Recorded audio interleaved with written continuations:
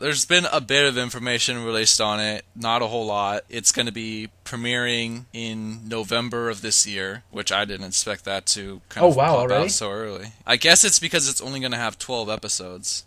I can deal. I mean, I'm disappointed to hear that number, but I'll be fine with it. I mean, Archer only has 12 episodes, and I'm super looking forward to that show. So a little bit of backstory to the series. This is going to be about the Avatar that is born after Aang dies. So she's going to be a waterbender from the South Pole, and I'm not sure on the pronunciation of her name, but I think it's Korra, so that's just what I'm going to call her through the extent of this. If you want to correct me, feel free.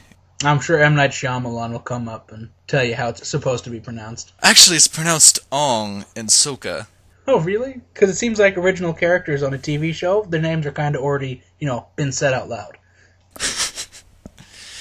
Okay, so it's agreed. It's it's Korra. She's from the Southern Water Tribe. People are thinking that it's possible that she's related to Suki and Sokka, specifically their daughter, but that's just speculation. I just thought I'd throw that in there because I thought it was kind of interesting. Yeah, and it makes sense that they would do that because, it's not going to be the same show, but they've got to have ties back. And they do. She's already mastered fire, water, of course, and earthbending, and she is learning airbending from Aang and Katara's son, which is, again, not sure on the pronunciation, but it looks like Tenzin, so that's what I'm going to call him. Aang and Katara's son, Tenzin, in this big city called Republic City, and this is where the show is going to take place. There isn't going to be any traveling, from what I hear. I'm glad they're doing that because the first show pretty much well covered the training of the Avatar. So I'm glad that they're kind of skipping over that and not making that the main point of the show. I like that they're changing it up again because they are trying to very much make this a different show but keep the same things in it that we liked from the first one. Yeah, keep the spirit of the original with a new story. Other characters are going to be making appearances in flashbacks. Aang is going to be one of them. I don't know if he's going to be voiced by Zachary again, because he's going to be more of how Roku was in the first series to Aang. So he's going to be Roku to Korra. So I don't know if they're going to have his 12-year-old version or older version. And if it is an older version, if it's going to be voiced by him or somebody else.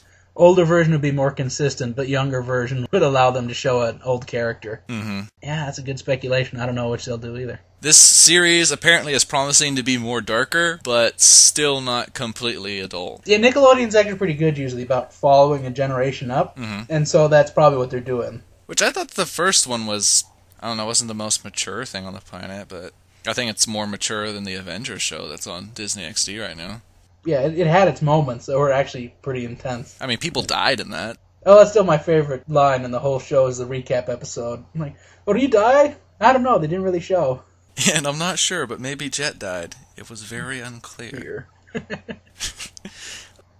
Dante Bosco, the guy that played Zuko in the first series, he has been confirmed as he's playing a voice in the show. He says that the character has something to do with Zuko, so people are thinking son, grandson, or who knows, maybe a really old Fire Lord Zuko. I don't know. He also said that the episode and title is going to be Skeletons in the Closet, so I think he's just going to be a character that's an ancestor of Zuko. What do you think?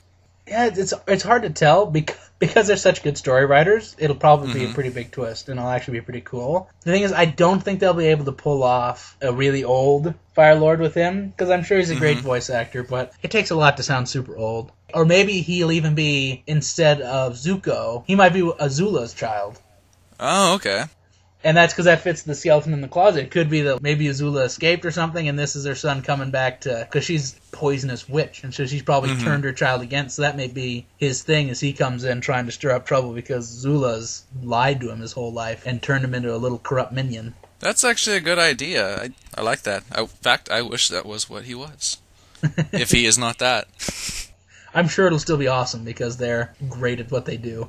It's also going to be covering some sort of anti-Bender revolt that's going on in the city. That's going to be the main focus, the main conflict in the show, from what I've read.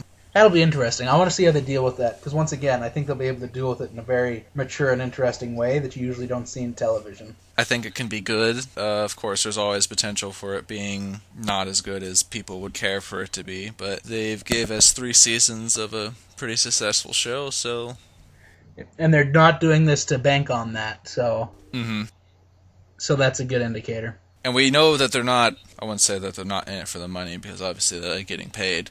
I mean, you know that they're not going to sacrifice their integrity for some money, because Nickelodeon had already offered them to do a 4th season of Avatar, and they very firmly said, no, it was supposed to be 3 seasons, that's all it's going to be. If you want, we can take some time and think of a different story with different characters, and that's ended up what's happening. And that's assuring to hear. I'm definitely going to watch this show. But, actually, I say that, but I don't know if I get Nickelodeon out here, or if I'll be around when it's on.